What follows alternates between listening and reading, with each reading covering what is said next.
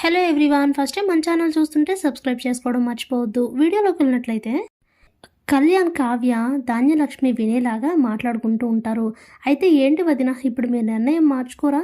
ఖచ్చితంగా మీరు ఆఫీస్కి వెళ్ళే తీరాలా అని అంటే, అవును కవి గారు, నాలో ఉన్న టాలెంట్ని ఇలా అదిం పెట్టుకొని ఎన్నాళ్ళని ఇంట్లోనే ఉంటాను చెప్పండి. అందుకే ఆఫీస్కి వెళ్ళాలని నిర్ణయించుకున్నాను. ఇక దీంట్లో ఎలాంటి మార్పు లేదు అని చెప్తుంది కావ్య. ఈ మాటలన్నీ విన్న ధాన్యలక్ష్మికి చాలా కోపం వస్తుంది. ఏంటే, నా కొడుకుని ఇంట్లో ఉంచేసి నువ్వు ఆఫీస్కి వెళ్ళి రాజ్యాలు వెళ్ళాలనుకుంటున్నావా? నువ్వు ఆఫీస్కి ఎలా వెళ్తావో నేను చూస్తాను అంటూ అక్కడి నుంచి వెళ్ళిపోతుంది. వెంటనే పదండి వదిన, లోపలికి వెళ్దాం అని కళ్యాణ్ అంటే, నాకు చాలా కంగారుగా ఉంది కవి గారు అని అంటుంది కావ్య. ఏమీ కాదు వదిన, మీరు భయపడొద్దు, రండి అని అంటే, సరే అంటూ ఇద్దరు లోపలికి వస్తారు. ఇంతలో బ్రేక్ఫాస్ట్ టైం అవడంతో అందరూ బ్రేక్ఫాస్ట్ చేస్తూ ఉంటే ఇంతలో కళ్యాణ్ కావ్యకి సైగ చేస్తాడు అపర్ణని అడగమని. అప్పుడే అపర్ణ దగ్గరకు వచ్చి, అత్తయ్య నేను మిమ్మల్ని ఒకటి అడగాలి అని అంటే, ఏంటి కావ్య చెప్పు అని అంటే, మన ఆఫీస్లో డిజైనర్ పోస్ట్ ఖాళీగా ఉందని తెలిసింది. నేను ఆ పోస్ట్లో జాయిన్ అవుదాం అనుకుంటున్నాను. మీరు ఒప్పుకుంటే నేను వెళ్ళి ఆ పోస్ట్లో జాయిన్ అవుతాను అత్తయ్య, ఏమంటారు అని అడిగితే అందరూ కూడా స్టన్ అవుతారు. వెంటనే ధాన్యలక్ష్మి, ఏంటో ఒకే విషయాన్ని అన్నిసార్లు చెప్పించుకుంటున్నారు, ఏంటండి ఈ విడ్డూరం అని పక్కనే ఉన్న ప్రసాద్తో మాట్లాడుతున్నట్టుగా అంటుంటే, ఇప్పుడు ఏమైందే అని అడుగుతారు ప్రసాద్. అప్పుడే ఏమైందంటారేంటి, కావ్యని ఆఫీస్కి వెళ్ళొద్దని ఇంట్లో ఉండి ఇల్లు చూసుకోమని మా అక్క చెప్పింది కదా, మళ్ళీ ఇప్పుడు ఆ విషయం గురించి డిస్కషన్ ఎందుకు? అయినా నువ్వు ఆఫీస్కి వెళ్ళిపోతే ఇంట్లో అందరికీ ఎవరు వండి వారుస్తారు? నువ్వేమీ ఆఫీస్కి వెళ్ళాల్సిన అవసరం లేదు.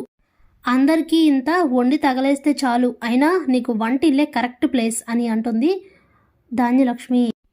ఒక్కసారిగా చాలా బాధపడుతూ ఉంటుంది ధాన్యలక్ష్మి మాటలకి కావ్య. ఇంతలో అపర్ణకి మాత్రం ధాన్యలక్ష్మి మాటలకి చాలా కోపం వస్తుంది. వెంటనే, ఏంటి ధాన్యలక్ష్మి అలా మాట్లాడుతున్నావు? నా కోడలు ఎక్కడుండాలో ఏం చేయాలో చెప్పడానికి డిసైడ్ చేయడానికి అసలు నువ్వెవరు అని అడుగుతుంది. కావ్యని తన కోడలు అన్నందుకు ఇంట్లో అందరూ షాక్ అవుతారు. ఏంటి మాకు ఇలా ప్లేట్ తిరాయించింది అని ఆలోచిస్తుంటుంది ధాన్యలక్ష్మి.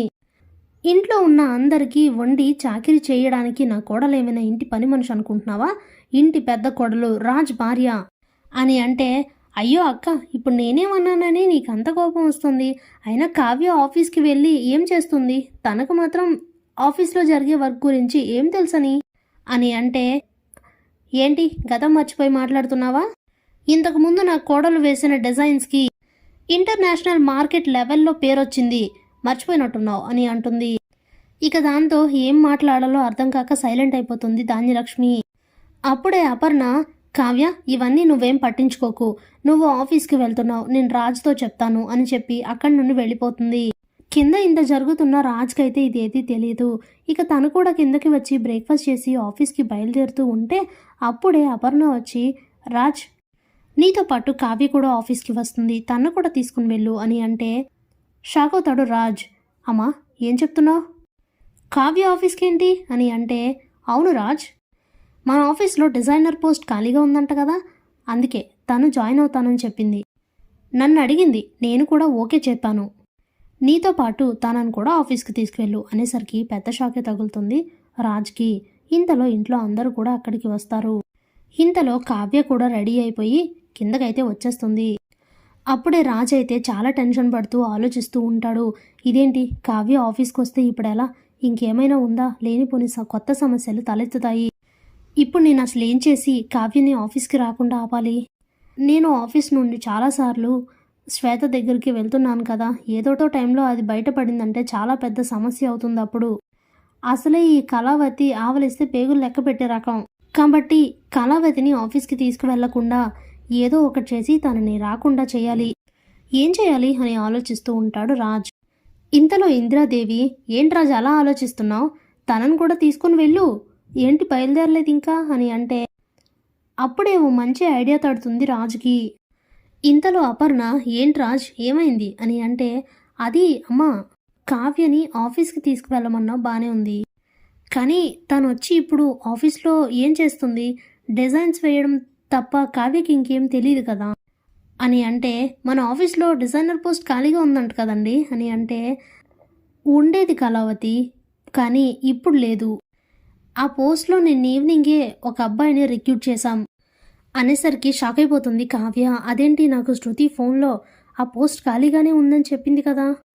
మరి ఈయనేంటి ఇలా మాట్లాడుతున్నారు అని ఆలోచిస్తుంటే, ఏమండి అది కాదు అని కావ్య అంటుంటే, ఏంటి కళావతి నువ్వు, నేను చెప్పేది అర్థం కావట్లేదా? డిజైనర్ పోస్ట్లో వేరే అబ్బాయిని అపాయింట్ చేశాం కదా, ఇప్పుడు నువ్వు ఆఫీస్కి వచ్చినా చేయడానికి ఏముండదు అని అంటే, అప్పుడే అపర్ణ కూడా రాజు చెప్పేది కూడా నిజమే కదా కావ్య, ఆ పోస్ట్ ఖాళీగా ఉంటే నువ్వు వెళ్ళి ఆ పోస్ట్లో జాయిన్ అవ్వచ్చు, కానీ వేరే వాళ్ళు జాయిన్ అయిన తర్వాత మనం వాళ్ళని తీసేయలేం కదా, అది కరెక్ట్ కాదు కదా అని అపర్ణ అంటే, అవునత్తయ్య గారు, అలా చేయడం నాకు కూడా ఇష్టం ఉండదు అని అంటుంది కావ్య. నాకు తెలుసు కావ్య నీ గురించి అని చెప్పి అప్పుడే రాజ్తో, చూడు రాజ్, ఈ ఇకపై ఎప్పుడైనా డిజైనర్ పోస్ట్ కనుక ఖాళీ అయితే వెంటనే ఆ పోస్ట్కి కావ్యని అపాయింట్ చెయ్యు, అర్థమైందా అని అంటే, సరే మోమ్ అని చెప్పి ఇక రాజ్ అక్కడి నుంచి వెళ్ళిపోతాడు. ధాన్యలక్ష్మి, అనామిక, రుద్ర అని ముగ్గురు హ్యాపీగా ఫీల్ అవుతారు. ఇక అందరూ లోపలికి వెళ్ళిపోతారు. కావ్య ఒక చోట కూర్చొని చాలా బాధపడుతూ ఉంటుంది.